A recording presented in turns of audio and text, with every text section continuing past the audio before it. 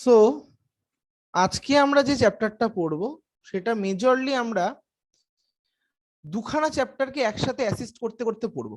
সেটা কি কি চ্যাপ্টার? ফার্স্ট অফ অল হলো স্ট্রাকচারাল অর্গানাইজেশন ইন অ্যানিমালস, আর একটা হলো বডি ফ্লুইড অ্যান্ড সার্কুলেশন। এই দুটো চ্যাপ্টারের মধ্যে কিছু কমন পোর্শনস রয়েছে, তো সেই পোর্শনস গুলো আমরা ধীরে ধীরে ধীরে ধীরে কভার করব। আমরা এই স্ট্রাকচারাল অর্গানাইজেশন অফ অ্যানিমালস চ্যাপ্টারটা আজকে শুরু করছি। হয়তো চ্যাপ্টারটা শেষ হতে অনেকটা দিন সময় লাগবে, কারণ এইখানে আমরা যতটা টাইম স্পেন্ড করব তাহলে আমাদের পরের নেক্সট যে অ্যানিমাল ফিজিওলজিক্যাল যে চ্যাপ্টার্স গুলো সেখানে অনেকটা ইজি হবে পড়তে, যেহেতু খুব রিলেটেড টপিকস এখানে আছে। তো ফার্স্ট অফ অল আজকে আমি যে টপিকটা চুজ করেছি সেটা হলো ফ্লুইড কানেকটিভ টিস্যু, ব্লাড। এবার আমাকে বলতে হবে what is connective tissue. Connective tissue কি? সো কানেকটিভ টিস্যু ইজ আ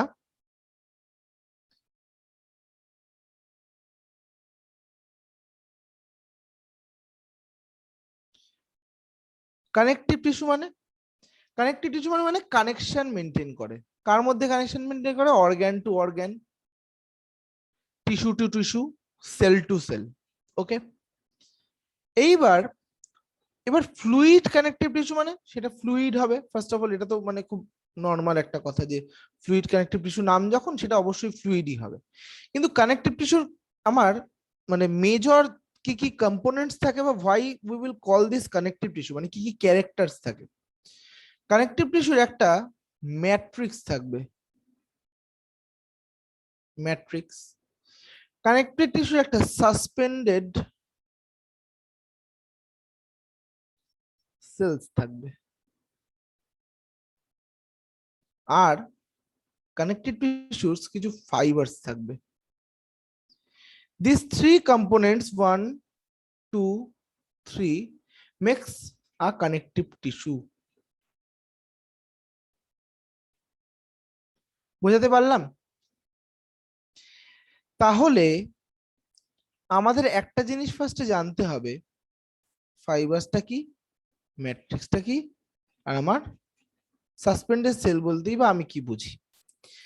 তো সেটা বোঝার আগে আমরা একটা জিনিস রেগুলার বেসিসে খাই, that is we all know Maggi, তাই তো?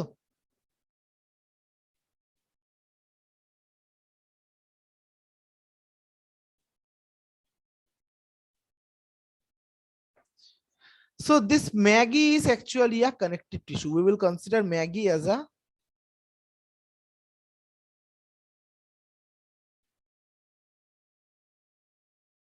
connective tissue. Why? ম্যাগির মধ্যে নুডলস রয়েছে, এই নুডলসটাকে আমরা বলে দেবো কি? ফাইবারস। ম্যাগির মধ্যে ছোট ছোট সবজি দেওয়া হয়, ছোট ছোট পার্টস অফ সবজি, সয়াবিনস, অনেক কিছু দেওয়া হয়।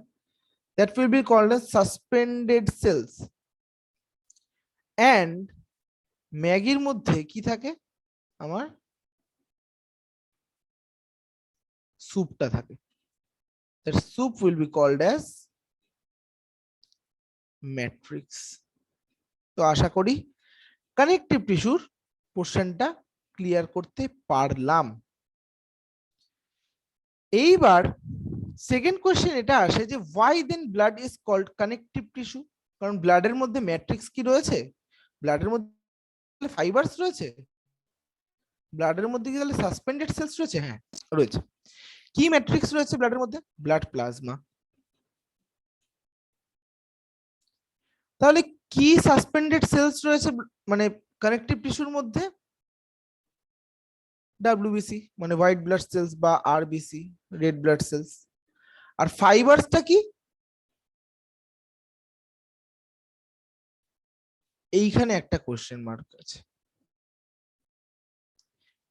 অনেকে কনসিডার করে, ইভেন এনসিআরটি তেও অনেক জায়গায় কিছু জায়গায় লেখা রয়েছে যে ফাইবারস কিন্তু ব্লাডে থাকে না। ফাইবারস ব্লাডে থাকে না।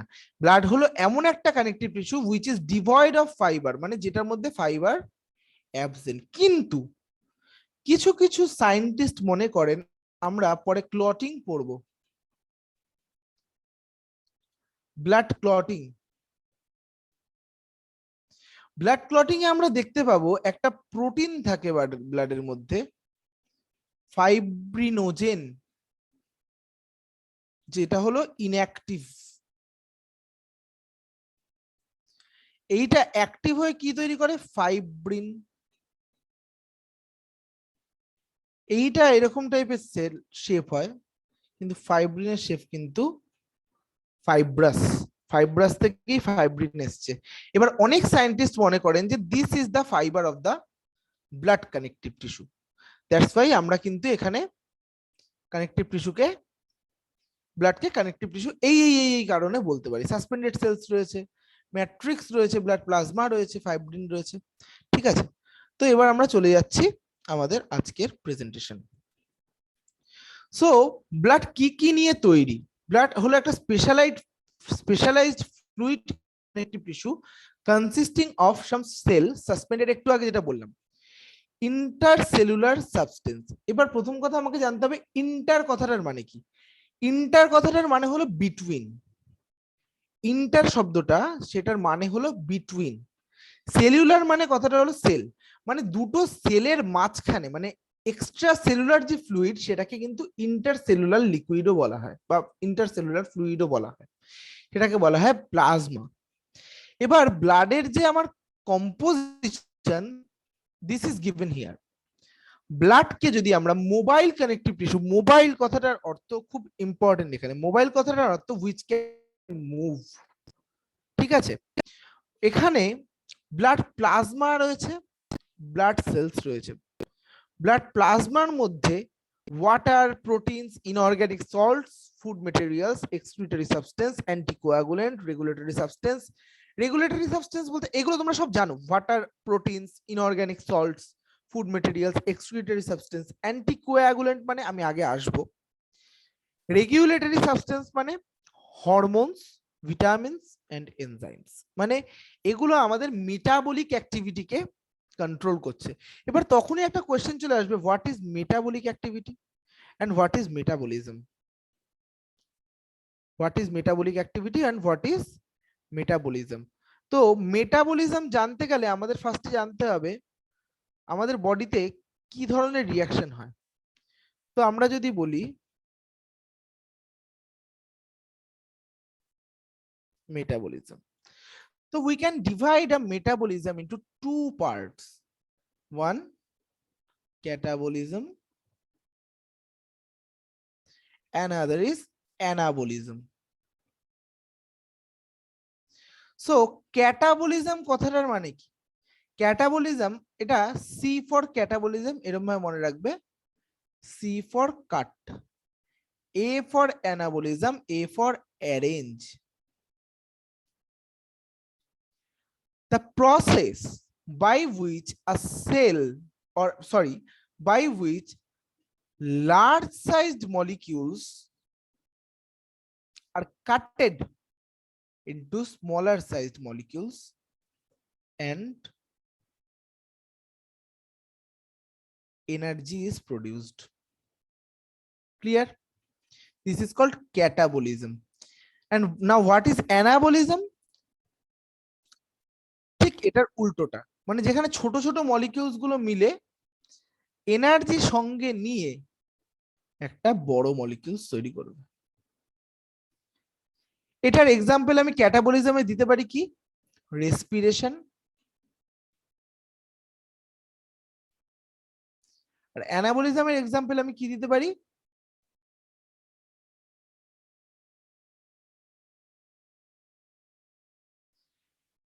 এইটা এখনো অনেকের ক্লিয়ার হয়নি, আই এম ফর শিওর।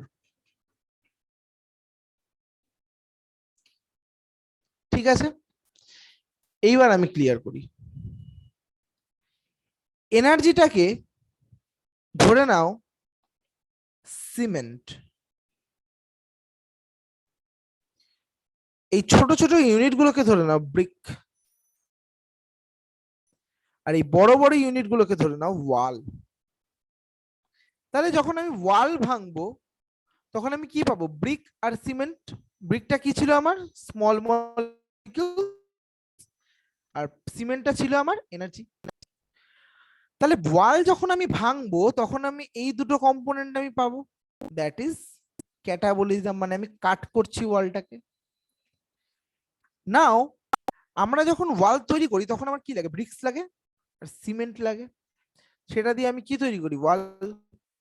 ঠিক উল্টো প্রসেসটাকে বলা হয় অ্যানাবলিজম।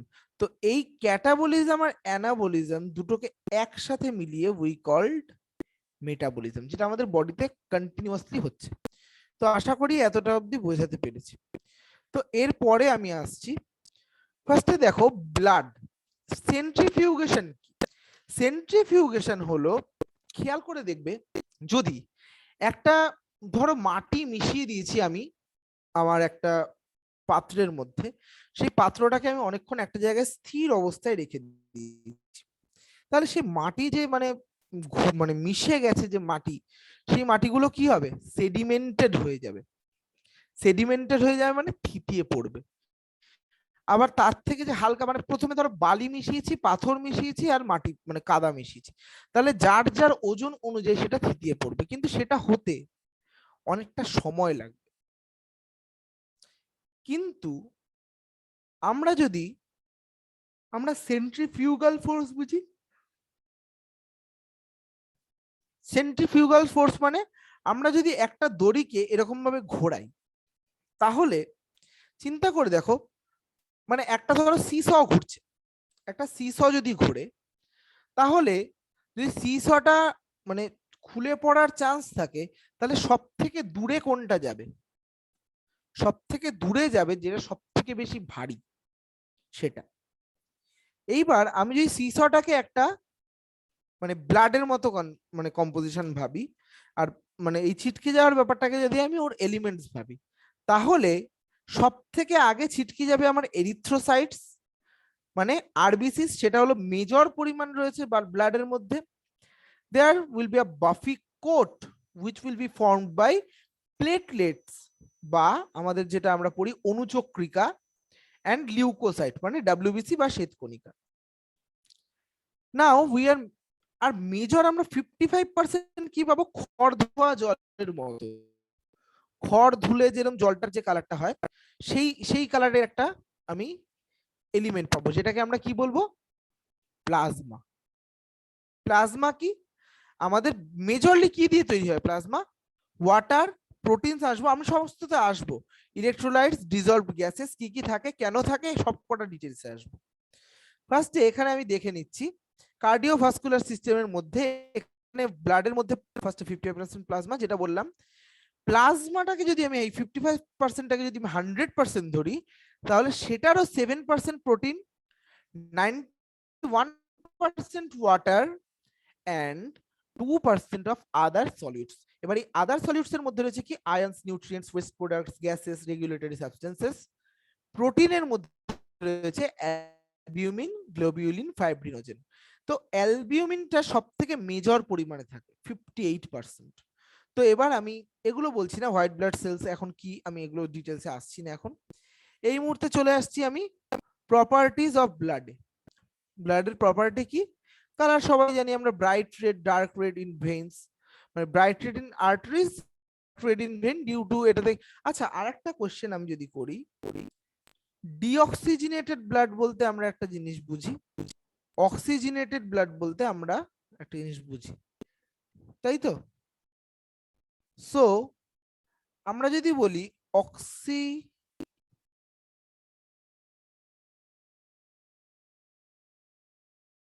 আর ডিঅক্সি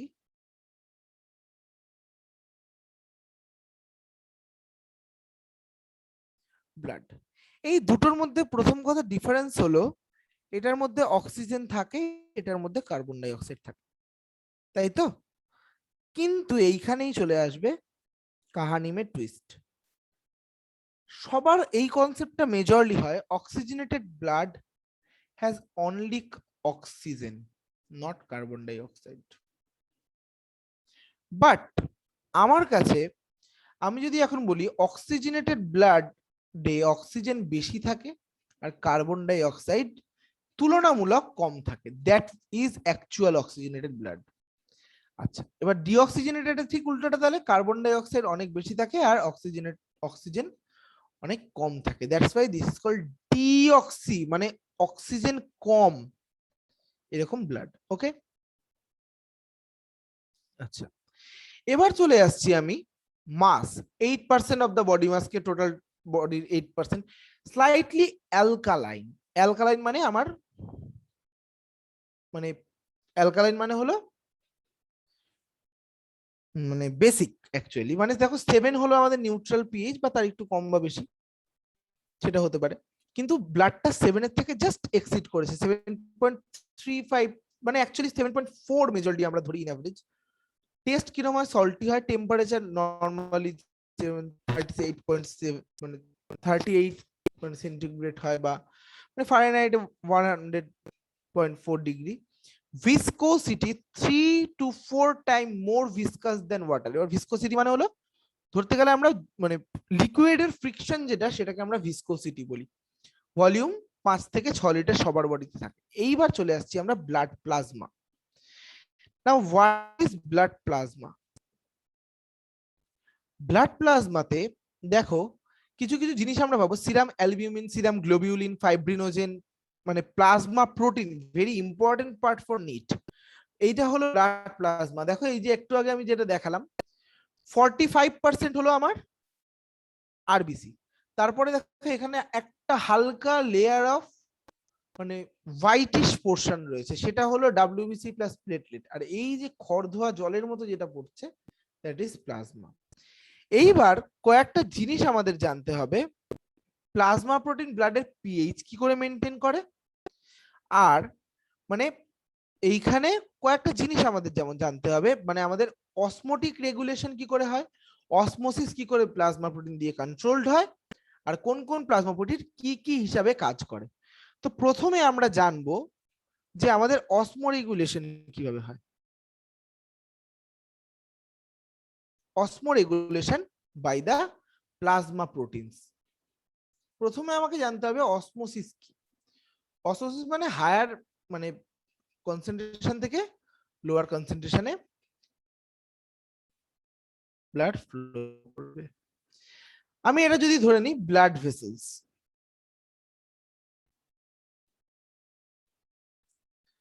আমার ব্লাড প্রোটিন যদি আমি চিন্তা করি, এইখানে যদি আমার ব্লাড প্রোটিন আছে,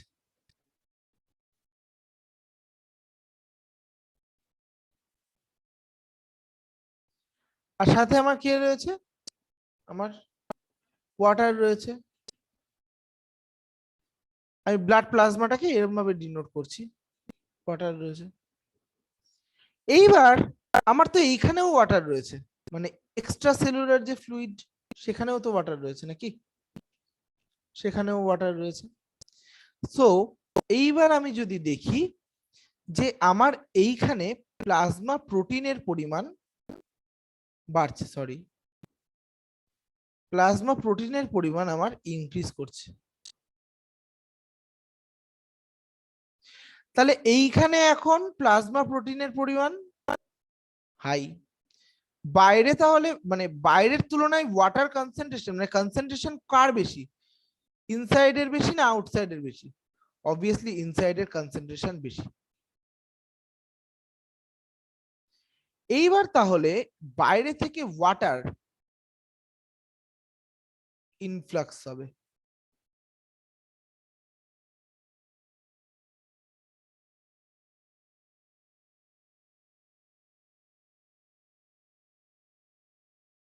ঠিক আছে।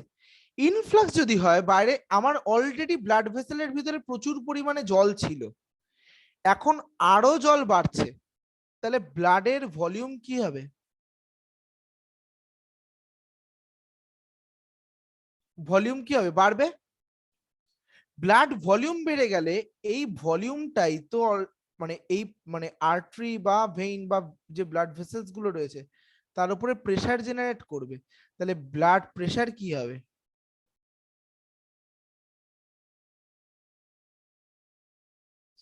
তাহলে আমার এই অসমোটিক ব্যালেন্সটা মানে এই ওয়াটার কনসেন্ট্রেশনটাকে কন্ট্রোল করে কে, আমার প্লাজমা প্রোটিন। সেই প্লাজমা প্রোটিন গুলোর মধ্যে কে, অ্যালবিউমিন। ওকে, আশা করি এতটা অবধি আমি ক্লিয়ার করতে পেরেছি। সিরাম অ্যালবুমিন মানে সিরামের মধ্যে, ব্লাড সিরামের মধ্যে থাকে, তাই জন্য সিরাম অ্যালবুমিন বলছে। গ্লোবিউলিনস মানে গ্লোবিউলিনস তো প্রথম কথা ইমিউনোগ্লোবিউলিন তোমরা শুনেইছো, আর গ্লোবিউলিন কিন্তু এই কাজেও হেল্প করে। অসমোটিক এফেক্ট, কিভাবে ওয়াটারটাকে রিটেন করে রাখে ব্লাডের মধ্যে, সেটা আমি বললাম। এবার albumin globulins also transport many substances such as thyroxine and iron. এইবার আমরা জানি আমাদের যে কি বলে এন্ডোক্রাইন সিস্টেম, যেটা এন্ডোক্রাইন সিস্টেম ইজ মানে এন্ডোক্রাইন সিস্টেম আর এক্সোক্রাইন সিস্টেমের মধ্যে তফাৎ কি?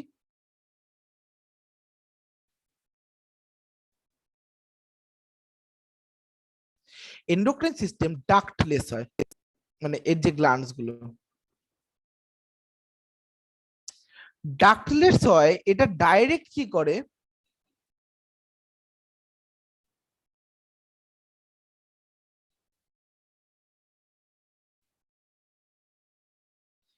ধরো এখানে আমার গ্ল্যান্ডটা ছিল,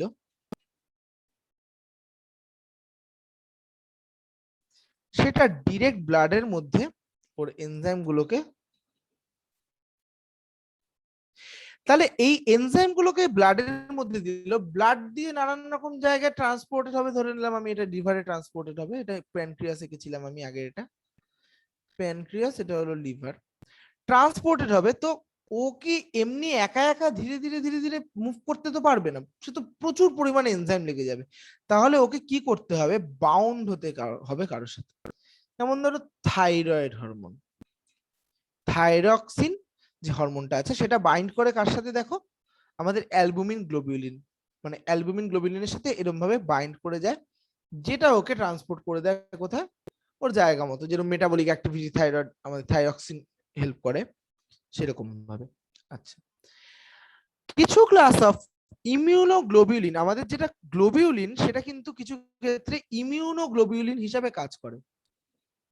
এবার ইমিউনোগ্লোবিউলিন কি সেটাও একটু জানা দরকার, তাই তো? তো immunoglobulin, what is immunoglobulin?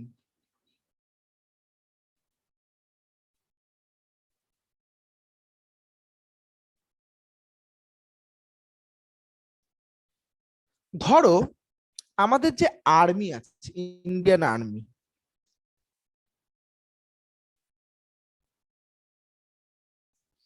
Indian army বাইরে থেকে কেউ ঢুকলো কিনা, কেউ কিছু করলো কিনা, সেগুলো দেখে, যেগুলো দিয়ে, সেগুলোকে বলা হয় ইমিউনোগ্লোবিউলিন। এরা কিন্তু অ্যান্টিবডি তৈরি করে।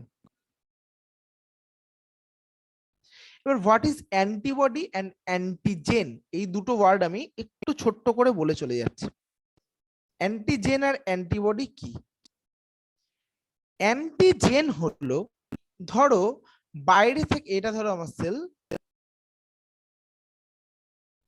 এখানে বাইরে থেকে কেউ ঢুকেছে, তার বডি সারফেসের উপরে বা তার থেকে কোনো সিক্রেটেড প্রোটিনের মধ্যে আমরা যে জিনিসগুলো দেখে বুঝতে পারবো they are not from my cell, they are antigen, মানে তাদের, মানে সেই যে জিনিসটা দেখে আমরা বুঝতে পারবো সেটাকে বলবো অ্যান্টিজেন। আর অ্যান্টিবডি কি, সেটার এগেইনস্টে যে কাজ করবে, দ্যাট ইজ অ্যান্টিবডি। এটা হলো মানে বায়োলজিক্যাল টার্মে। আমি যদি ভাবি আমার ডাব্লিউবিসি হলো আমার ইন্ডিয়ান আর্মি, অ্যান্টিজেন হলো আমার বাইরে থেকে ঢোকা আউটসাইডার, যে অন্যান্য যে কান্ট্রিজ রয়েছে সেখান থেকে ঢোকা কোনো টেররিস্ট বা ইনসাইডার কোনো টেররিস্ট, তারা। তো আর্মিরা শুধুমাত্র কি মানে একাই ফাইট করতে পারবে, মানে উইদাউট এনি ওয়েপন্স? পারবে না। তাই জন্য তাকে কি করতে হবে, কিছু মানে কোনো ওয়েপন্স বা কোনো অস্ত্র রাখতে হবে। এইবার চিন্তা করো, আমার বাইরের যে আমার বিপক্ষ, সে ধরো আসছে ফাইটার জেটে যুদ্ধ করতে, আর আমি আমার আর্মিদের দিলাম একটা করে ছুরি, তাহলে কি কাজ হবে? হবে না। তাহলে অ্যান্টিজেনটা ওপরেই ডিপেন্ড করে আমি কিরম ধরনের অ্যান্টিবডি সেটার এগেইনস্টে ইউজ করব। ক্লিয়ার? তার মানে ডাব্লিউবিসি হলো আমার আর্মি, আমার অ্যান্টিবডি হলো আমার ওয়েপন, আর অ্যান্টিজেন হলো আমার শত্রু। ক্লিয়ার?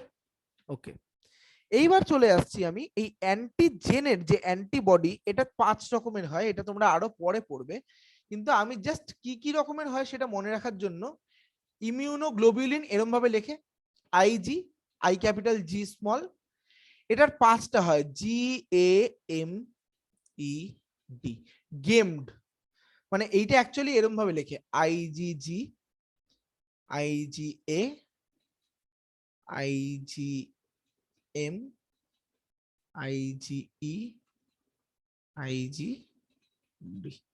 ঠিক আছে? তো এই 5 রকম অ্যান্টিবডি আমাদের বডিতে পাওয়া যায়, তো সেটা নানান রকম ফাংশন হয়, সেটা আমরা পরে আসবো, অন্যান্য দিন যখন পড়াবো তখন সেটাতে আসবো। এবার দেখো এখানে বলছে ব্লাড পিএইচটাকে কন্ট্রোল করছে, ব্লাড পিএইচটাকে কিভাবে কন্ট্রোল করছে সেটা আমাদেরও জানা দরকার। ব্লাড পিএইচ কে কিভাবে কন্ট্রোল করছে, মানে ব্লাড পিএইচ কে কে কন্ট্রোল করছে? Plasma protein. ব্লাড পিএইচ মানে, পিএইচ মানে কি actually, pH equal to minus log of H plus concentration। তার মানে H plus যত বাড়বে, মানে সরি, H plus যত বাড়বে pH তত কমবে, অ্যাসিডিটি তত বাড়বে, বেসিসিটি তত কমবে। এই পয়েন্টটা আমরা সবাই জানি, আর বাকিটা উল্টো। এইবার আমি যদি চিন্তা করি আমার ব্লাডটা, এটা ব্লাডের মধ্যে প্রচুর H প্লাস আয়ন্স রয়েছে,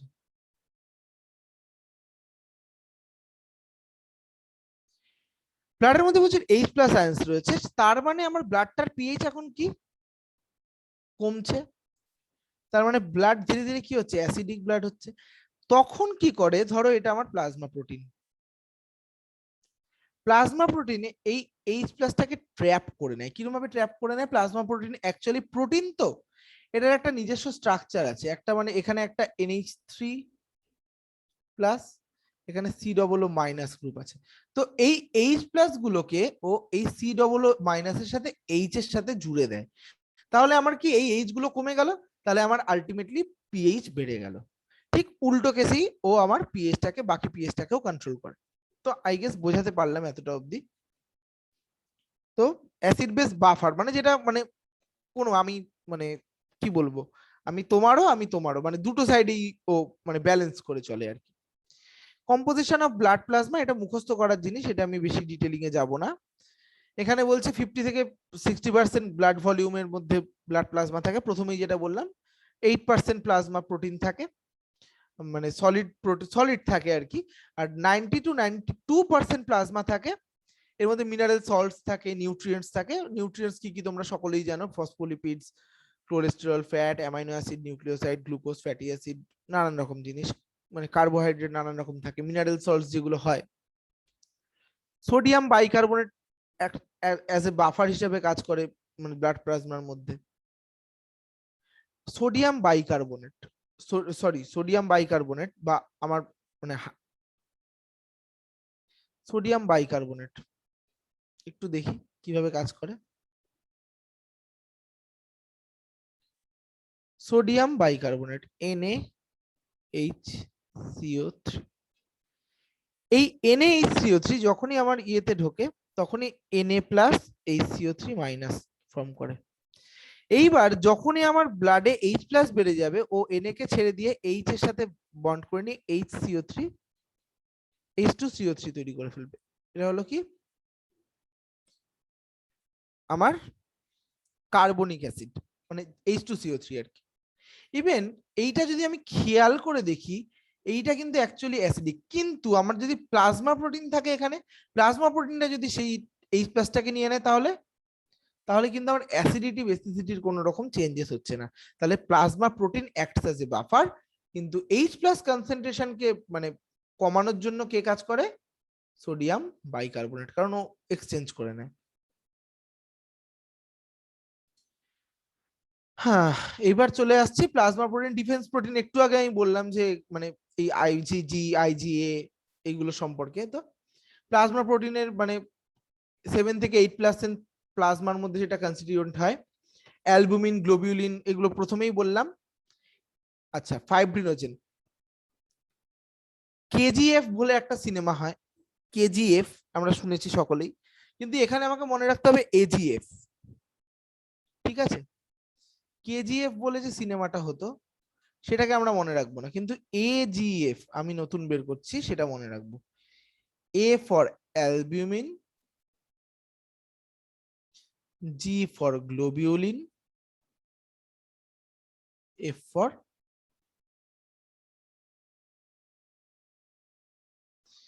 অ্যালবিউমিন হলো most abundant plasma protein, globulin তারপরে, ফাইব্রিনোজেন তারপরে।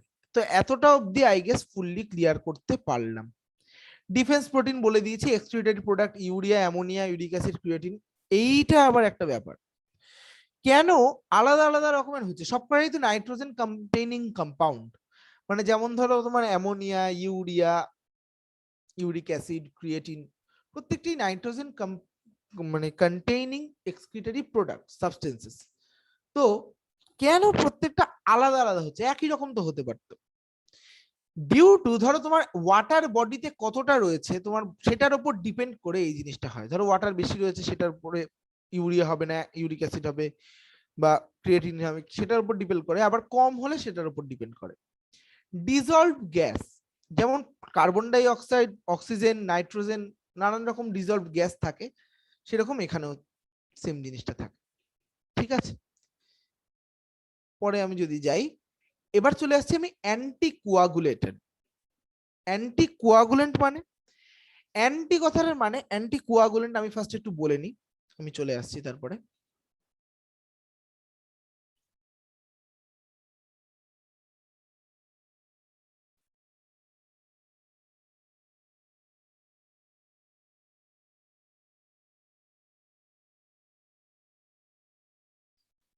অ্যান্টি মানে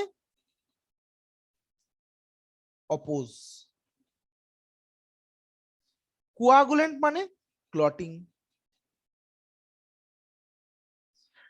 The particles or the substances present in the blood which opposes clotting. আর তুমি তো এখন তখন বলবে স্যার আমাদের হাত কেটে গেলে তো আমাদের ব্লাড ক্লট করছে, that is another thing, that is coagulating factor. ঠিক আছে, কোয়াগুলেটিং ফ্যাক্টর আমরা নেক্সট দিনের ক্লাসে আই গেস পড়বো, আজকে যদি সময় না হয়। তো ফার্স্ট অফ অল আমাদের একটা জিনিস জানতে হবে, তাহলে অ্যান্টিকোয়াগুলেন্টের আমার বডির ভিতরে কি দরকার? ঠিক আছে, আমাদের বডির ভিতরে যে অ্যান্টিকোয়াগুলেটিং প্রোটিনটা থাকে, দ্যাট ইজ কল্ড হেপারিন। এবার তুমি বলবে কি কারণে আমার দরকার? এটা ধরো আমার ব্লাড ভেসেলস রয়েছে, ব্লাড ভেসেলস এর মধ্যে কি মানে আমাদের অ্যাকচুয়ালি ব্লাড ক্লটিং কেন হয়? কোন জায়গায় একটা ধাক্কাকে, আমি ছেড়ে দাও ব্লাড ক্লটিং বাদ দাও, আমাদের জ্যাম কেন হয়? কোনো একটা জায়গায় আটকানো থাকলে সেখানে জ্যাম হয়, বা কোনো একটা জায়গায় ন্যারো প্যাসেজ থাকলে সেখানে জ্যাম হতে পারে, কোনো একটা জায়গায় রাস্তা খারাপ থাকলে সেখানে জ্যাম হতে পারে, কোনো জায়গায় প্রচুর গাড়ি চলে আসলে সেখানে জ্যাম হতে পারে। এই চারটে কারণে জ্যাম হয়। ঠিক ব্লাড কোয়াগুলেশনও বা ব্লাড ক্লটিংও ঠিক এই চারটে কারণেই হয়। কোথাও একটা ব্লকেজ আছে, কোথাও ন্যারো প্যাসেজ, কোথাও মানে আমার রাস্তাঘাট এবড়ো খেবড়ো, মানে ভেসেলটা খুব এবড়ো খেবড়ো, মানে ভেসেলের ভিতরটার যে মানে এন্ডোডার্মিস মানে এই মানে ভেতরের যে একদম যে ভিতরের লেয়ারটা, সেটা ধরো এবড়ো খেবড়ো, বা আমার প্রচুর পরিমাণে ব্লাড মানে যে সেলস বা গাড়ি বেড়ে গেছে। তো যদি আমার এই ভিতরের যে রাস্তাটা এবড়ো খেবড়ো, হতেই পারে, চান্সেস তো অনেক বেশি রয়েছে। ব্লাড ভেসেলস কি সবসময় এরকম মানে একদম স্মুথ হবে? এবড়ো খেবড়ো হতে পারে, বা ন্যারোয়ারও তো হতে পারে। তাহলে এখানে ব্লাড ক্লট করে যাওয়ার কথা। এই যে ইন্টারনাল ব্লাড ক্লটিং, এইটাকে রেজিস্ট করছে কে? হেপারিন। সেটাকে বলা হচ্ছে অ্যান্টিকোয়াগুলেন্ট। ওকে, এইবার এইখান থেকে নিটের কিছু প্রশ্ন আসতে পারে। অ্যান্টিকোয়াগুলেন্ট কিন্তু শুধুমাত্র আমাদের বডিতেই থাকে না, অ্যানোফিলিস মশার মধ্যেও একটা রকমের অ্যানোফিলিক্স মশা, যেটা তার মুখের মধ্যে, যদি এটাকে আমি দেখি মশা হিসেবে যদি আমি কনসিডার করি,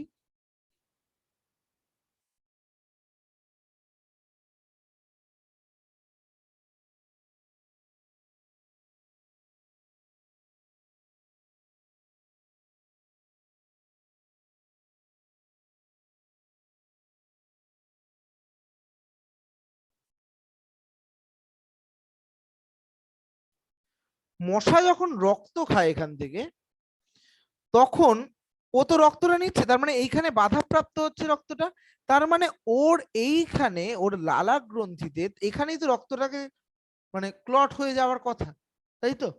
কিন্তু ক্লট করে না, কারণ এইখানে অ্যানোফিলিস মশার বা অন্যান্য মশারও অন্যান্য রকম রয়েছে, আমি এখানে অ্যানোফিলিস মশাটাকে বলছি কারণ এটার নামটা খুব ইম্পর্টেন্ট ফর নিট। অ্যানোফিলিন বলে একটা অ্যান্টিকোয়াগুলেন্ট আছে যেটা এটাকে ক্লট করতে দেয় না, ঠিক আছে? এইটা হলো একটা জোক। লিচ একটা অ্যানিলিডস এরকম দেখতে হয়,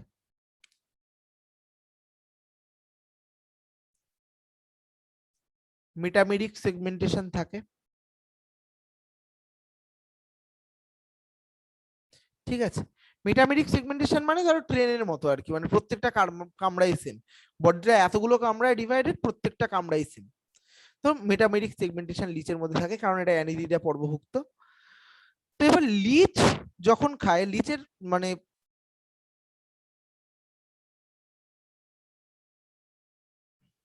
হিরুডিন, লিচের নাম হলো হিরুডিনিয়া এসপি, হিরুডিনিয়া। তো সেইখান থেকে ওর মধ্যে একটা অ্যান্টিকোয়াগুলেন্ট থাকে দ্যাট ইজ হিরুডিন। এইবার একটা কোশ্চেন আসে, দেন এগুলোকে বলবো কি অ্যান্টিকোয়াগুলেন্টস। দেখো সোর্স লেখা আছে হিরুডিন, লিচ, অ্যানোফিলিন, ফিমেল অ্যানোফিলিস, ল্যাম্প্রেডিন, পেট্রোমাইসন ল্যাম্প্রে থেকে পাওয়া যায়, কিউমেরিন কিছু প্ল্যান্টস থেকে পাওয়া যায়, ওয়ারফারিন কিছু প্ল্যান্টস থেকে পাওয়া যায়, ইডিটিএ। এইবার চলে আসছি, এগুলো কিন্তু ন্যাচারাল সোর্সেস, এত অব্দি যা পড়লাম ন্যাচারাল সোর্সেস। এইবার চলে আসছি artificial anticoagulant, EDTA, ethylene ডাইমিথ die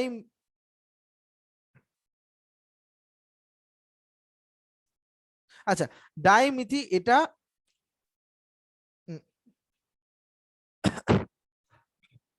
diamine tetra acidic acid, তাই তো, ডাইয়ামিন টেট্রা অ্যাসিডিক অ্যাসিড। ওকে, সোডিয়াম সাইট্রেট, সোডিয়াম সাইট্রেটের স্ট্রাকচারটা আমাদের দেখতে হবে। এখানে সোডিয়াম সাইট্রেটের সোডিয়াম অক্সালেট দিয়ে বোঝাচ্ছি আমি কেন আমাদের আর্টিফিশিয়াল অ্যান্টিকোয়াগুলেন্ট দরকার হলো। আর্টিফিশিয়াল অ্যান্টিকোয়াগুলেন্ট কি কারণে দরকার হলো? আমাদের যখন ব্লাড নেয়, নিশ্চয়ই তোমরা দেখেছো, যখন ব্লাড কালেক্ট করে এরকম একটা টেস্ট টিউবের মধ্যে ব্লাড কালেক্ট করে, তাহলে যখন আমার ব্লাডটা এখানে আমি দেব তখন ব্লাডটা তো এই জায়গায় ধাক্কা খাবে, তো এইটাও তো ক্লট করে যাবে। ইভেন তুমি ব্লাড যখন দেখবে, নর্মালি ব্লাড যদি একটা মানে কোন একটা মানে পাত্রে নাও, দেখবে এখানে কিছুটা পোর্শন ক্লট করে গেছে, কিছুটা পোর্শন মানে ফ্লো করছে। তো সেইটাকে আমার কিন্তু আটকাতে হবে। তো সেইটা আটকানোর জন্য যে উপায় সেটা হলো অ্যান্টিকোয়াগুলেন্ট দেওয়া। এবার অ্যান্টিকোয়াগুলেন্ট কাজ কিভাবে করছে আমরা জানি, আমাদের একটা ক্যালসিয়াম হলো একটা কোয়াগুলেটিং ফ্যাক্টর, আমরা কোয়াগুলেশন নেক্সট দিন পড়বো। আমাদের 13 থেকে 14 খানা কোয়াগুলেটিং ফ্যাক্টর হয়, কিন্তু আমাদের ফোর্থ যে coagulating factor that is calcium, calcium ion. তো এবার ক্যালসিয়াম আয়নটাকে যদি আমি কোনো কারণে উইথড্র করে নিই, তাহলে এর হাত থেকে বল ও দিচ্ছিল, তার থেকে আরেকজনের হাতে বল দিচ্ছিল, তার থেকে আরেকজনের হাতে বল দিচ্ছিল, এরকম ভাবে চলছিল। মাঝখানের জনকে যদি আমি সরিয়ে নিই, তাহলে কি এই চেনটা আর হবে? আলটিমেটলি ব্লাড ক্লটিং কি আর হবে? হবে না। এবার সেটা কিভাবে হচ্ছে দেখো, এখানে সোডিয়াম অক্সালেটে সোডিয়ামের দুখানা আয়ন্স রয়েছে। তো এইবার যদি আমি ক্যালসিয়ামটাকে সোডিয়াম দুটোকে দিয়ে রিপ্লেস করে দিই, তাহলে দুটো সোডিয়ামের চার্জ কি Na2+, মানে 2Na2+, আর ক্যালসিয়াম একটার চার্জ কি Ca2+। তাহলে এইটা আলটিমেটলি কি তৈরি করলো? ক্যালসিয়াম অক্সালেট আর ফ্রি সোডিয়াম। এবার এই সোডিয়াম কিন্তু আমার ক্লটিং ফ্যাক্টর না, সেটা ব্লাডে থাকলেও সেটার কোনো রকম কিছু এসে যাবে না ব্লাডে। দ্যাটস ওয়াই এটাকে আমরা কন্ট্রোল করতে পারবো কোয়াগুলেশনটাকে। তো ব্লাডের কম্পোজিশন সেম থাকছে, কিন্তু জাস্ট আমি মানে ক্যালসিয়াম জিনিসটাকে উইথড্র করে নিচ্ছি, তাতে আমরা কিন্তু এইটা পাচ্ছি। তো মেজরলি আমার মেনলি ইউজ করা হয় সোডিয়াম অক্সালেট, সোডিয়াম সাইট্রেট কিন্তু একটু ব্লাড প্রিজার্ভেশনের ক্ষেত্রে কিন্তু মানে বেশি ইউজ করা হয়।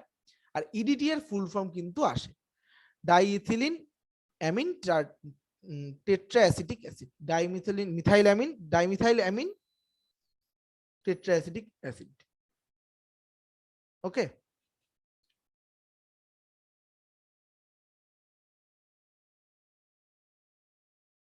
প্লাজমা প্রোটিন একটু আগে আমি বললাম যে এই দেখো এই যে GAMED, এই 5 রকমের ইমিউনোগ্লোবিউলিন আমরা পাই।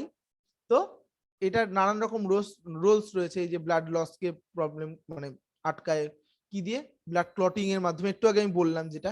বডির ইমিউনিটি কি, এই ইমিউনোগ্লোবিউলিন দিয়ে, যে একটু আগে বললাম যেটা অ্যান্টিবডি ফর্ম করে তৈরি করে। বডি ফ্লুইড, এই যে মানে অসমোটিক ব্যালেন্স আমি একটু আগে তোমাদের বোঝালাম, যেটা আমাদের বডির মানে যখন কনসেন্ট্রেশন বাড়িয়ে ও বাইরে থেকে ব্লাডটাকে মানে ওয়াটারটাকে ভিতরে রেখে দিচ্ছে, ব্লাডের ভিতরে মেনটেন করে কিভাবে পিএইচ, এগুলো সব বলা হয়ে গেছে। তো ট্রান্সপোর্ট মেটেরিয়াল কি করে করে, ট্রান্সপোর্ট মেটেরিয়াল একটু আগে বললাম থাইরক্সিন ট্রান্সপোর্ট করে, ডিস্ট্রিবিউশন অফ হিট, নানান রকম এনজাইমের কাজ করে, ভিসকোসিটি মেনটেন করে, অ্যালবুমিন গ্লোবিউলিন।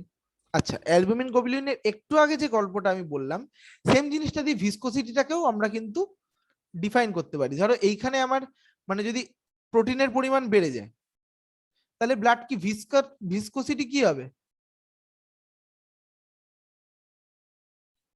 ভিসকোসিটি বাড়বে না কমবে, ভিসকোসিটি বেড়ে যাবে। কিন্তু যদি এটা ভিসকাস বেশি হয়ে যায়, তাহলে কি এটা মুভ করতে পারবে ইজিলি?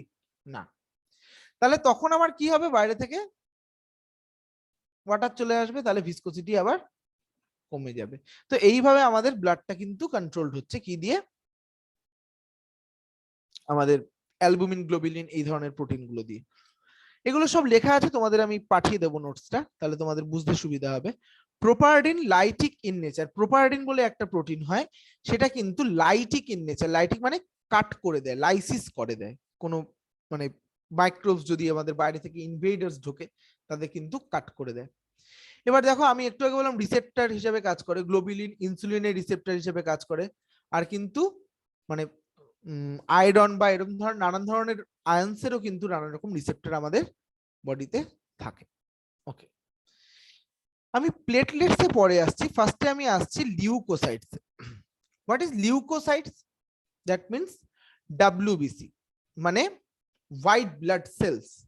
তো হোয়াইট ব্লাড সেলস দু রকমের, একটা হলো গ্র্যানিউলোসাইট, একটা হলো এগ্রানুলোসাইট। এবার গ্র্যানুলোসাইট মানে ওর মধ্যে কিছু গ্র্যানিউলস থাকবে। এবার আমাকে তুমি বলো যে গ্র্যানিউলোসাইটস মানে যেটা হয়, গ্র্যানিউলস যদি থাকে বা একটার মধ্যে গ্র্যানিউলস আছে একটার মধ্যে গ্র্যানিউলস নেই, এবার স্টেইনিং একটা প্রসেস রয়েছে, সেই স্টেইনিং এর উপরে বেসিস করে আমরা এটাকে তিনটে ধরনের ভাগে ভাগ করেছি। স্টেইনিং প্রসেস আমরা সবাই জানি, যদি ধরো আমার মানে আমি ধরো একটা জলের ভেতরে ওই মার্বেলের গুলি ফেলেছি, মার্বেলের যে গুলি হয় সেটা ফেলেছি, সেইটার যে মানে মার্বেলের গুলিটাকে তো আমি আর দেখতে পাচ্ছি না, কারণ এটা ট্রান্সপারেন্ট। কিন্তু যদি আমি কালার্ড মার্বেলের গুলি ফেলি, তাহলে কিন্তু সেটা ট্রান্সপারেন্ট কখনোই হবে না, বাইরে থেকে সেটা দেখতে পাবো। That's why we stains something, মানে আমার কালার করা হলো জিনিসটাকে, যাতে আমি মাইক্রোস্কোপের তলায় ঠিক করে ভিজুয়ালাইজ করতে পারি। ওকে, এবার ঠিক করে যদি ভিজুয়ালাইজ করতে পারি, তাহলে আমি দেখতে পাবো মানে আমাকে এবার স্টেইন কিরকম দিতে হবে, যার যেরকম দরকার। এইবার সেটার বেসিসে আমার লিউকোসাইট বা ডাব্লিউবিসি কে তিনটে ভাগে ভাগ করা হয়েছে। কি কি? Neutrophil, eosinophil, basophil. তোমরা কেমিস্ট্রিতে পড়েছো মানে নিউক্লিওফাইল মানে ইলেকট্রোফাইল, তাই তো?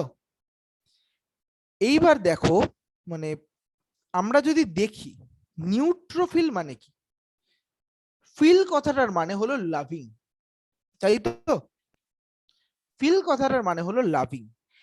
বেসোফিল, বেস লাভিং মানে নিজে কি, মানে একটা ছেলের একটা মেয়েকে পছন্দ, তার মানে ছেলেটা তো মেয়ে নয়, মানে ও তো ছেলে, এটা হলো ঘটনা।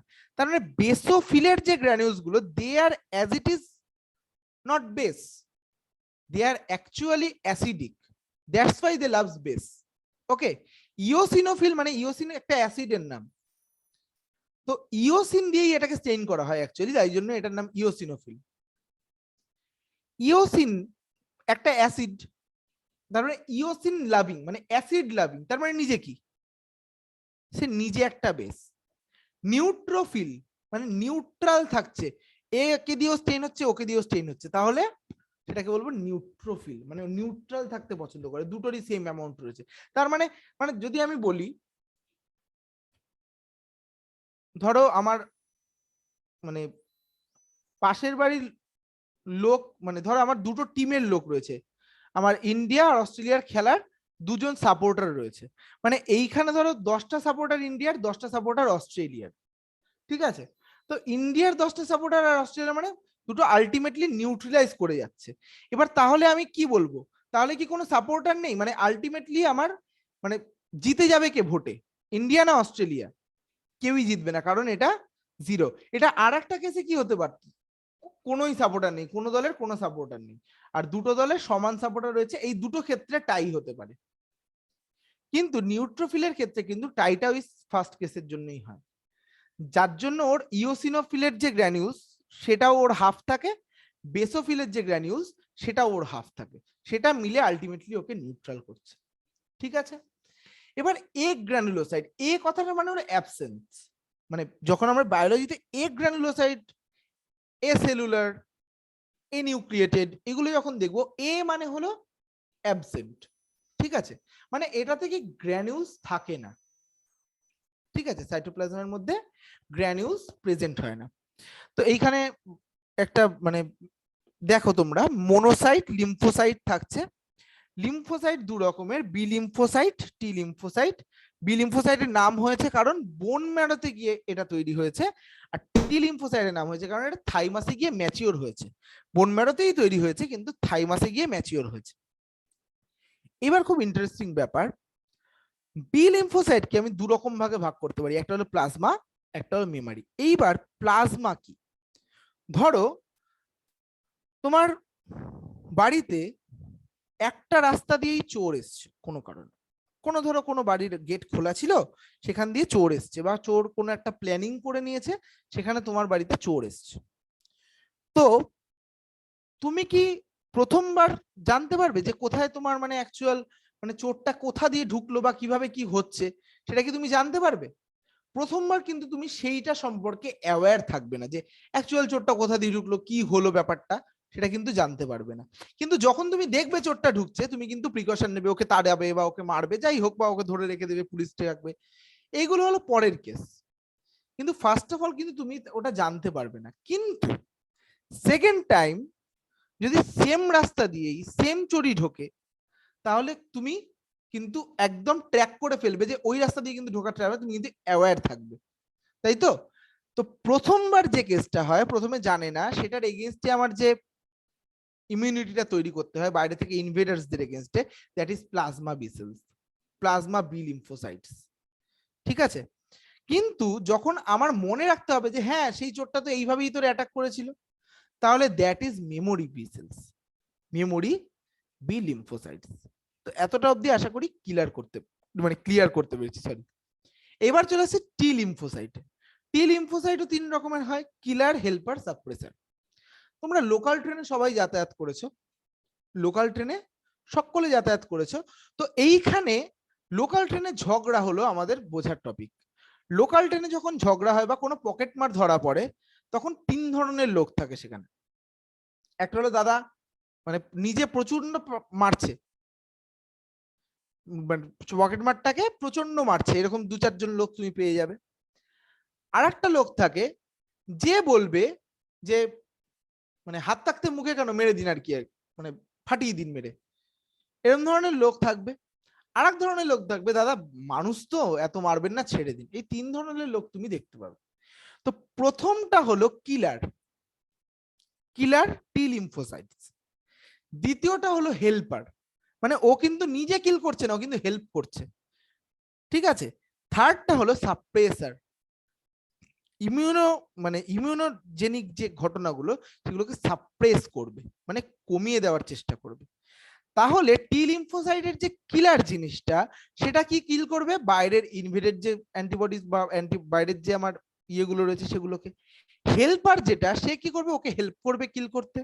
সাপ্রেসার যেটা, ওকে সাপ্রেস করবে। বা সাপ্রেস করার কি দরকার? প্রথম কথা হলো তুমি চিন্তা করো, মিলিটারি যদি অল টাইম অ্যাক্টিভ থাকে, ও কিন্তু আর ডিফারেন্সিয়েট করতে পারবে না কোনটা বাইরের লোক কোনটা ভিতরের লোক, অটো লাইসিস করতে থাকবে। অটো মানে নিজের লাইসিস করতে থাকবে, মানে নিজের যে সেলস গুলো আছে নিজেদের লোককেই মেরে ফেলতে থাকবে। তাই জন্য ওকে সাপ্রেস করার খুব দরকার। তো এইটা হলো আমাদের লিউকোসাইটের টাইপ। এখান থেকে কি কোশ্চেন আসে মেজরলি, লিউকোসাইটের এখানে দেখো তুমি এখানে 6 রকম পাবে। নিউট্রোফিলে দেখো মানে গ্র্যানুলস রয়েছে, বেসোফিল, ইওসিনোফিল, মোনোসাইট, লিম্ফোসাইট, এগুলো সবকটা তোমরা দেখলে। এইবার এইখান থেকে প্রশ্ন আসে, আমার নিউক্লিয়াসের শেপ তুমি এখানে খেয়াল করে দেখো, ভিতরে নিউক্লিয়াস রয়েছে। ইওসিনোফিলের নিউক্লিয়াসটা এরকম হেডফোনের মতো, বেসোফিলের নিউক্লিয়াসটা কিডনি শেপ, মানে সরি, বেসোফিলের নিউক্লিয়াসটা বাইলোবড, এটা কিডনি শেপড, নিউট্রোফিলেরটা এস লোবড, লিম্ফোসাইটস এরটা বড় ছোট এরকম ব্যাপার আছে।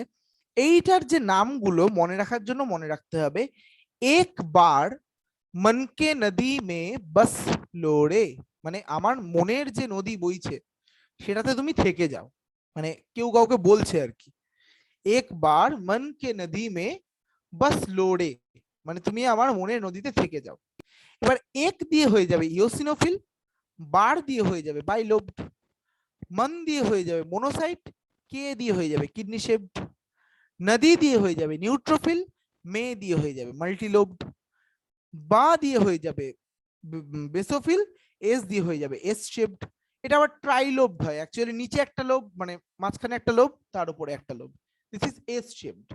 লিম্ফোসাইট মানে লো দিয়ে যেটা লিম্ফোসাইট, রে দিয়ে সেটা রাউন্ড। এই দেখো লিম্ফোসাইট রাউন্ড, নিউট্রোফিলে এস শেপড, মন কে মানে মোনোসাইটে কিডনি শেপড, বাস লোড়ে মানে দেখো এখানে আমার বেসোফিলে এস শেপড, এখানে এস শেপ, নিউট্রোফিলে কিন্তু ট্রাইলোবড হয়ে যাচ্ছে, মাল্টিলোবড সরি, মানে ট্রাইলোবড বা মাল্টিলোবড, এখানে দেখো তিনটে মানে দুটোর বেশি রয়েছে।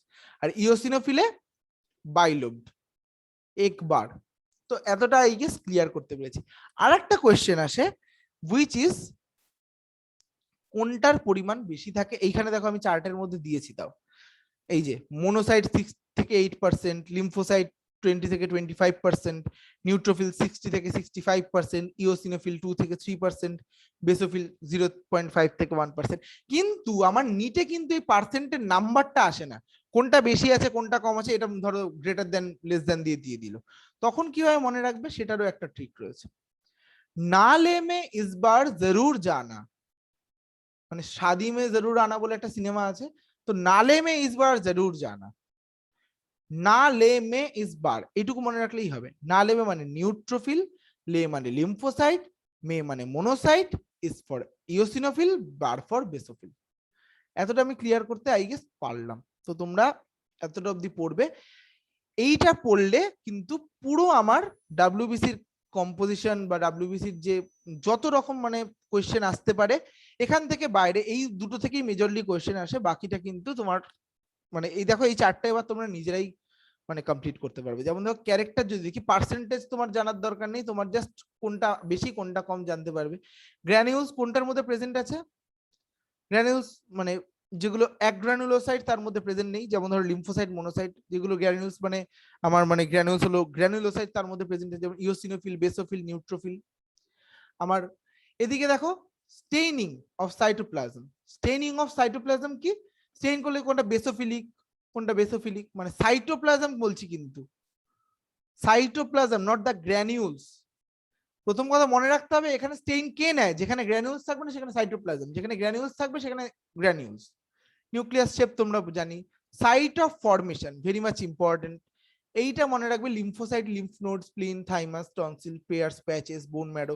বোন ম্যারো কিন্তু সবার ক্ষেত্রে কমন। ওকে, হিমাপয়েটিক স্টেম সেল বলে একটা সেল হয়, সেখান থেকে সমস্ত মানে ব্লাড সেলস গুলো তৈরি হয়, মানে ব্লাড মাদার সেলস বলা হয় ওটাকে। লাইফ স্প্যান হলো ফিউ ডেজ অর ইয়ার্স, 12 থেকে 20 hours in blood, 7 year in tissue, 4 থেকে 8 আওয়ার ইন ব্লাড, 4 থেকে 5 ডেজ ইন টিস্যুস, মানে বেসোফিলের হলো 4 থেকে 8 hours in blood and 4 থেকে 5 ডেজ ইন টিস্যুস, এগুলো মানে ইজি। ফাংশন, লিম্ফোসাইট ফার্স্টেই বললাম অ্যান্টিবডি তৈরি করবে, মোনোসাইট করে ফ্যাগোসাইটোসিস, ফ্যাগো কথাটার মানে হলো খাওয়া, সাইটোসিস মানে হলো সেল, মানে সেলের যে খাওয়ার পদ্ধতি সেটাকে বলা হবে ফ্যাগোসাইটোসিস। বাইরে থেকে কেউ আসলো সেটাকে খেয়ে নিয়ে ভেতরে ডাইজেস্ট করে নিল, that is phagocytosis. Anti allergic reaction মানে আমাদের বডিতে, চিন্তা করো না আমাদের নাক দিয়ে কম কম কিছু কম্পোনেন্ট বা কম কিছু কেমিক্যাল কি ঢুকছে, প্রচুর কেমিক্যাল ঢুকছে, প্রচুর মানে অ্যালার্জিক জিনিস ঢুকছে। মানে আজ ধরো তোমার বেগুনে অ্যালার্জি হচ্ছে, কালকে তোমার ধরো কাশফুলে অনেকের অ্যালার্জি হয়, মানে চিংড়ি মাছ খেলে অনেকের অ্যালার্জি হয়, অনেকের ডাস্ট অ্যালার্জি হয়, কিন্তু সবার তো সেটা হয় না। মেজরিটি ক্ষেত্রে কারো কোনো অ্যালার্জি হয় না, মেজরিটি অফ হিউম্যান বিং এর ক্ষেত্রে কোনো অ্যালার্জি হয় না ডিউ টু দিস চিজ। এই যে অ্যালার্জি রিয়াকশনকে কন্ট্রোল করে কি ইওসিনোফিল। আচ্ছা, secretion of heparin, histamine. Histamine কি ভেসোডাইলেশন করবে। হিস্টামিনের একটু আগে আমি যেটা বললাম, ভেসোডাইলেশন মানে ওই যে অ্যামাউন্ট যদি বেড়ে যায়, ভেসো মানে ভেসেল, ডাইলেশন মানে ডাইলেট করে দেওয়া। চিন্তা করো, এইটা ধরো আমার ব্লাড ভেসেল, এইখানে আমার প্রচুর পরিমাণে ব্লাড বাড়ছে, তাহলে আমার যদি কন্ট্রাক্টেড থাকতো, কন্ট্রাক্টেড এখানে ব্লাড কম ছিল, এবার ব্লাড বাড়ছে, তাহলে আমার ভেসেলটা বড় হচ্ছে, তাহলে আমার ভেসো ডাইলেশন। ঠিক আছে। Phagocytosis, decreases in TC, increase in মানে ইওসিনোফিলিয়া। আচ্ছা, স্পেশাল পয়েন্টস এটা দরকার নেই। ওকে, মোনোসাইট এইটা জানতে হবে। মোনোসাইট হলো লার্জেস্ট ডব্লিউবিসি। এটা ফ্যাগোসাইট করবে, একটু আগে বললাম যেটা এনগালফ মাইক্রোবস। এটা মানে প্রথমে খেতে খেতে 15 থেকে 20 খানা ব্যাকটেরিয়া খাওয়ার পরে কিন্তু এটা কনভার্টেড হয়ে যায় ম্যাক্রোফাজে। ম্যাক্রোফাজের ক্ষমতা হলো 100 খানা ব্যাকটেরিয়া খেতে পারে। ম্যাক্রোফাজ দু রকম হতে পারে, একটা হলো এক জায়গায় দাঁড়িয়ে খাবে, আর একটা হলো এক জায়গায় ঘুরতে ঘুরতে খাবে। তো দাঁড়িয়ে যদি খায় তার নাম হলো স্ট্যাটিক, যদি ঘুরতে ঘুরতে খায় তার নাম হলো ওয়ান্ডারিং। তো স্ট্যাটিক ম্যাক্রোফাজের এক্সাম্পল হলো কুফার সেলস, প্লিউরোসাইটস। কুফার সেলস তো তোমরা জানোই লিভারে থাকে, আর প্লিউরোসাইটস মানে প্লুরা, মানে লাঙের যে কভারিং প্লিউরা বা প্লুরাল যে ফ্লুইড, মানে লাঙের প্লুরালের যে ফ্লুইড থাকে সেটার মধ্যে কিন্তু প্লিউরোসাইটস পাওয়া যায়। তো এরিথ্রোসাইটস হলো গিয়ে আমার আর একটা পোর্শন। এরিথ্রোসাইটস কি? বাইকনকেভ নন নিউক্লিয়েটেড বাউন্ডেড ডোনার মেমব্রেন বা plasma membrane of RBC, haemoglobin field RBC. প্রথম কথা আমাকে জানতে হবে হিমোগ্লোবিন কি। হিমোগ্লোবিন হলো হিম আর গ্লোবিন দিয়ে তৈরি একটা মলিকিউল, যেটা কি ক্যারি করে? অক্সিজেন আর কার্বন ডাই অক্সাইড ক্যারি করে। কিভাবে ক্যারি করে সেটা আমরা রেসপিরেশনে পড়বো, এর সাথে রিলেটেড করেই পড়বো, কোনো চিন্তা নেই। তো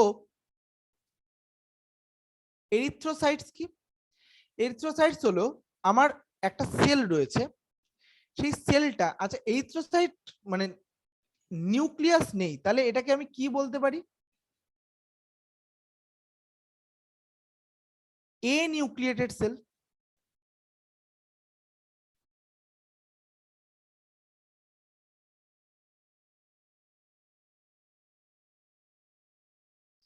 কিন্তু আরো স্পেসিফিক করে যদি বলি, that is enucleated sell.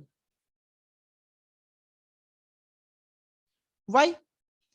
এ মানে অ্যাবসেন্ট, অ্যাবসেন্ট মানে কোনোদিনই ছিল না। আর ই মানে ওর বার্থ যখন হয়েছিল প্রেজেন্ট ছিল। নিউক্লিয়াসের অ্যাকচুয়ালি কাজ কি? নিউক্লিয়াসের মধ্যে কি থাকে? ডিএনএ। ডিএনএ থেকে কি তৈরি হয়? আরএনএ। আরএনএ থেকে কি তৈরি হয়?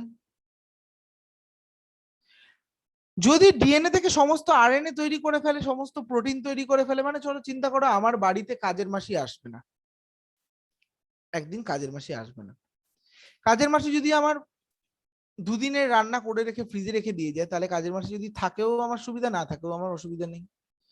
তাহলে এই নিউক্লিয়াসটার কাজ হলো এই প্রোটিনটা তৈরি করা। যদি প্রোটিন তৈরি করার পর নিউক্লিয়াস যদি না থাকে, আর তাহলে কি কোনো প্রবলেম হবে? কোনো প্রবলেম হবে না। তাই জন্য এই নিউক্লিয়াসটাকে এক্স নিউক্লিয়েশন করে দেওয়া হয়, মানে নিউক্লিয়াসটাকে বডির বাইরে বের করে দেওয়া হয়, যাতে এইখানে স্পেসটা না কমে। তুমি চিন্তা করো, একটা গাড়িতে তুমি বসবে, তুমি গাড়িতে প্রচুর পরিমাণে ব্যাগ রেখে দিয়েছো, তাহলে কি তুমি বসতে পারবে?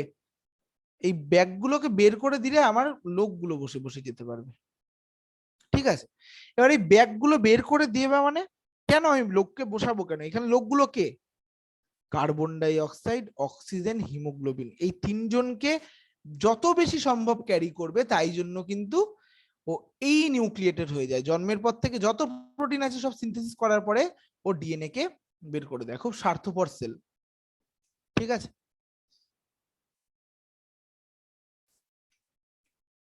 স্ট্রাকচার অফ হিমোগ্লোবিন, এইটা মনে রাখার কোনো রকম দরকার নেই।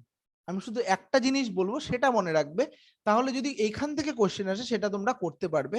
এখানে মাঝখানে দেখো Fe2 রয়েছে, Fe2, এইটুকু মনে রাখলেই হবে, কারণ আমার ক্লোরোফিলের কিন্তু স্ট্রাকচারটা অনেকটা সেম। তো সেইখানে কিন্তু গুলিয়ে দেয়, অ্যান্সারে কিন্তু ক্লোরোফিলও দিয়ে দেখতে পারে, সেটা কিন্তু খুব একটা ভালো হবে না যদি ভুল হয়। এটা Fe2 মনে রাখবে, Fe2 দিয়ে অন্য কোনো অপশন দেবে না, এই সাইডের চেন গুলো অতটা ওরা ঘোরায় না, ঠিক আছে। আরে এটাতে গেল গ্লোবিন হিম পোর্শনটা। এবার গ্লোবিন পোর্শনটা দেখো, এইখানে 4টে কালার দেখতে পাচ্ছ, এই 4টে যে সেল, এই যে হিম আর এই এই জিনিসটা এইখানে এখানে রয়েছে, এই যে মাঝখানে দেখো আয়রন। তো 4টে চেইন থাকে, গ্লোবিন চেইন, সেই জন্য এটাকে হিম অ্যান্ড গ্লোবিন বলা হয়। তো এই গ্লোবিন গুলো সিনথেসিস হয় কিন্তু সেই মানে গ্লোবিন তো একটা প্রোটিন, প্রোটিন কার থেকে তৈরি হয়েছে? আরএনএ, আরএনএ কার থেকে তৈরি হয়েছে? ডিএনএ, ডিএনএ কোথা থেকে? নিউক্লিয়াসে। তাহলে যখন ব্লাড সেল ম্যাচিওর হয়েছে তার আগেই কিন্তু সমস্ত আমার হিমোগ্লোবিন তৈরি করে ফেলেছে। তো আমি বোঝাতে পারলাম আই গেস, পলিপেপটাইড চেন বলা হয় এটা। আচ্ছা,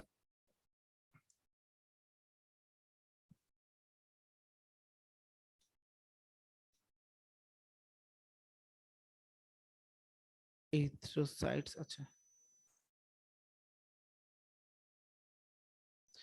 এইবার এরিথ্রোসাইট বা রেড ব্লাড সেলস এর মধ্যে সব থেকে বেশি, প্রথমে আমরা দেখলাম যে ওপরে কি থাকে, খড়ধোয়া জলের মধ্যে একটা মানে 55% আমার সিরাম, ব্লাড সিরাম বা ব্লাড প্লাজমা থাকে। তারপরে কি থাকে, একদম পাতলা করে মানে লেস দেন 1% কি থাকে, ডাব্লিউবিসি আর প্লেটলেটস। আর আমার মেজরলি 45% কি থাকে, আরবিসিস। এটা গেল characteristic feature of presence haemoglobin, একটু আগে বললাম রেড অক্সিজেন ক্যারিং পিগমেন্ট, এর জন্য আমার ব্লাডের কালার রেড হয়। মাইক্রোলিটারের মধ্যে কতটা থাকে, মানে এরিথ্রোসাইটস পার মাইক্রোলিটার এরকম ভাবে ভাবা হয়, মানে 5 মিলিয়ন এন্ড 4.5 মিলিয়ন ইন মেলস। আচ্ছা, মানে মানুষের ছেলেদের ক্ষেত্রে আমার মানে আরবিসির কোয়ান্টিটি বেশি হয়, 5 মিলিয়ন। কেন? Due to presence of testosterone, ঠিক আছে। আচ্ছা, আমি যদি আর একটা প্রশ্ন করি, যে আমার যখন আমি হিল এরিয়ার মানুষের ব্লাড চেক করি, তখন দেখবো তাদের 5 মিলিয়নসেরও বেশি মানে আরবিসিস রয়েছে, মানে পার মানে মিউয়েল আর কি। তাহলে কেন সেটা? আমি চিন্তা করো, আমার অক্সিজেন অল্প অল্প অল্প অল্প আছে, মানে ধরো আমার এখান থেকে একটু অক্সিজেন নিতে হবে, ওখান থেকে একটু অক্সিজেন নিতে, মানে অক্সিজেন বাদ দাও, আমার ধরো কোনো একটা জিনিস খাবার খেতে হবে, কিন্তু খাবারটা আমার কম রয়েছে, তাহলে আমাকে খাবারটা অ্যাকুমুলেট করার জন্য বেশি লোক দরকার। যদি সবার মানে ক্যাপাসিটি যদি কমে, মানে ধরো আমার একটা লোক, মানে এমনি নর্মাল কেসে যখন প্রচুর অ্যাভেলেবেল জিনিস রয়েছে 10 কেজি করে বস্তা নিয়ে আসতে পারে চাল, কিন্তু জিনিস কম রয়েছে, তো ওরা কিন্তু ধরো 5 কেজি করে আনতে পারে। কিন্তু তাহলে যদি আমি আমার নাম্বার বাড়িয়ে দিই লোকের, 5 কেজি করে আনতে পারতো 10টা লোক কাজ করতে, এখন আমি 20টা লোক দিলাম, তাহলে আমার আলটিমেটলি ব্যালেন্স হচ্ছে। পাহাড়ের যখন উচ্চতা বাড়ছে অক্সিজেনের কনসেন্ট্রেশন কমছে, অক্সিজেনের কনসেন্ট্রেশন কমা মানে সেইখানে কিন্তু অক্সিজেন অ্যাভেলেবিলিটি কম, অক্সিজেন অ্যাভেলেবিলিটি কম, তাই জন্য আমার আরবিসি প্রোডাকশন আমি বাড়িয়ে সেটাকে নিউট্রিলাইজ করছি বা নালিফাই করছি, ঠিক আছে। টোটাল কাউন্ট, আচ্ছা যখন পলিসাইথেমিয়া দেখবে তখন সেটা হলো টোটাল কাউন্ট অফ আরবিসি বেরিয়ে গেছে। সাইথেমিয়া, পেনিয়া, সাইটোপেনিয়া যখন দেখবে তার মানে লো হয়ে গেছে, যেখানেই দেখবে সাইটোপেনিয়া। এরিথ্রোসাইটোপেনিয়া মানে এরিথ্রোসাইটের সেলগুলো, পেনিয়া মানে বেড়ে গেছে, ঠিক আছে। এগুলো নানান রকম মানে কমে গেছে, সরি পেনিয়া মানে কমে গেছে, লো হয়ে যায়। অ্যানিমিয়া মানে আমার হিমোগ্লোবিন কমে গেছে বা ব্লাডের মধ্যে আরবিসি কমে গেছে। থ্যালাসেমিয়া, সিকল সেল অ্যানিমিয়া, এগুলো আমরা নেক্সট ক্লাসে মানে নেক্সট পড়বো। Size of erythrocyte vary in classes of মানে অ্যানিমালস।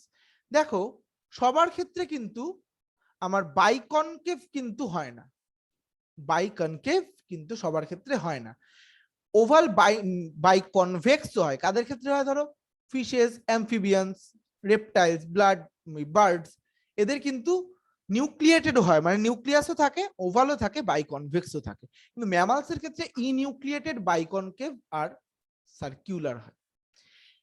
ক্যামেল, লামা, এই দুখানা মানে লামা মানে ধরো প্রচুর চুলালা ক্যামেল, এরকম যদি ভাবি, তাহলে এই দুজনের মধ্যে কিন্তু ওভাল শেপড আরবিসি হয় আর নিউক্লিয়াস কিন্তু প্রেজেন্ট থাকে।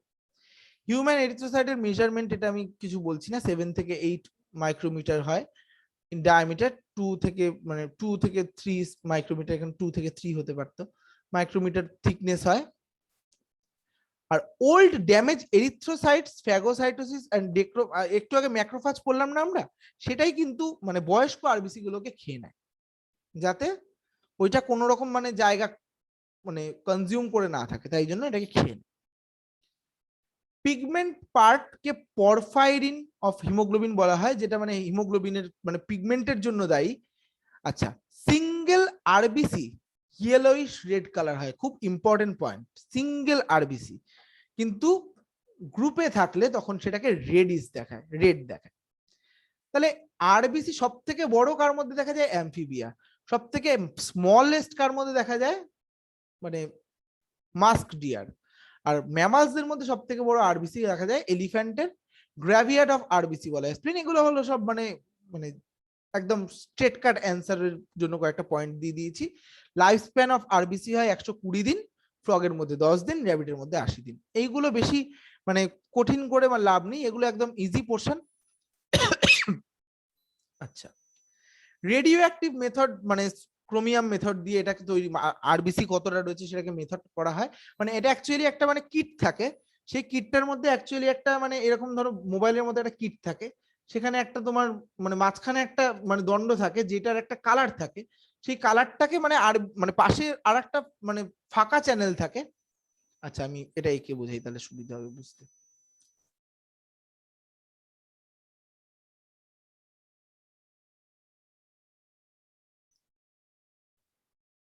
ধরো এটা আমার সেই মানে যন্ত্রটা, এইখানে একটা কালার থাকে, এইখানেও একটা কলাম থাকে। তো এই কলামে আমি ব্লাড দিই,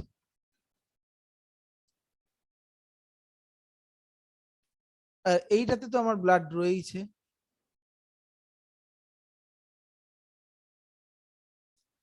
রেদার ব্লাড নয়, এটা একটা অন্য একটা মানে কাচের দণ্ড আর কি, মানে কালার করে দেওয়া রয়েছে। এবার আমি ধরো এখানে ব্লাড দিলাম, এবার ব্লাডে ধরো এখানে কালারটা যদি এটার সাথে ম্যাচ না করে, তাহলে আমার এখানে আরো মানে পরিমাণ তোমার মানে ইয়ে দিতে হবে, মানে এখানে ওই সলিউশনটা দিতে হবে। সলিউশনটা দিলে এই কালারটা আসবে, সলিউশনটা যদি বাড়াতে থাকি তাহলে এই কালারটা আসতে থাকবে। সলিউশন বাড়াতে বাড়াতে আমি আলটিমেটলি যেইখানে গিয়ে আমি এই রিডিংটা পাবো যে আলটিমেটলি এইটা আর এইটার কালার সেম, সেইটাকে হিমোগ্লোবিন কাউন্ট করা হয়। এইটা ভাবে হিমোগ্লোবিনকে মাপা হয়, কতটা পরিমাণে হিমোগ্লোবিন রয়েছে আমার বডিতে। ঠিক আছে, ওয়েস্টার্জেন্স মিটার মেথডও বলা হয় এটাকে। আর হিমোসাইটোমিটার, যেটা আমি ইনস্ট্রুমেন্টটার কথা বললাম, দ্যাট ইজ হিমোসাইটোমিটার। হিমো মানে হলো কি? Something related to haemoglobin. Cyto মানে সেল, মানে সেলের মধ্যে কতটা হিমোগ্লোবিন রয়েছে। মিটার মানে মাপার যে যন্ত্র সেটা। এটা খুব ইন্টারেস্টিং, এটা আমি একটুখানি দেখাই। এটা এই ছবিটা তোমরা দেখো, আমি তারপরে তোমাদের ডিসক্রাইব করছি। ধরো হঠাৎ করে আমার ব্লাডের প্রেসার ফল করে গেছে। যদি আরবিসি এখানে প্রেসার কি হয়ে গেছে? কমে গেছে। এবার ধরো আরবিসিটা এরকম স্ট্যাক অফ কয়েন্স তৈরি করলো, তাহলে এখন ব্লাড ভেসেলের যে এরিয়াটা সেটা কি কমে গেল। Excuse me. তো আমরা কি জানি? Pressure equal to force per unit area. তো এরিয়া যত কমবে প্রেসার তত বাড়বে। তো এরকম ভাবে এই যে একটার পর একটা একটার পর একটা এরিয়াটাকে কি করলো? কমিয়ে দিল। কমিয়ে দিলে ব্লাড প্রেসার কি আলটিমেটলি এখানে বাড়বে, বেড়ে গেল। তাহলে এইভাবে কিন্তু বিপিও কন্ট্রোল করে আরবিসি। আর এই যে জিনিসটা তৈরি করে রাউলিয়াক্স ফর্মেশন,